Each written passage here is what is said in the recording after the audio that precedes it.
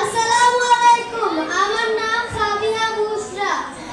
আমি মানপুরা school and কলেজের চতুর্থ শ্রেণীর একজন ছাত্রী। আমি একটি কবিতা আবৃত্তি করব। কবিতা আবৃত্তির নাম কোথায় আমার সোনামণি। লিখেছেন মাকবাহুদ্দিন ফারুক। কোথায় কোথায় আমার সোনামণি, নারী ছেঁড়া ধন এখনো কি শেষ হয়নি তার। কোটা আন্দোলন কত সময় পেরিয়ে গেল, ফিরে এলো না। ফোন করেও জানতে চাইনি কেমন আছে মা। কখনো সে আমার সাথে এমন করেনি, লম্বা সময় কাছে থেকে দূরে সরেনি। আলোর মাঝে আধার দেখেছি নিজের চারিপাশ। বাজান আমার আছে নাকি হয়ে গেছে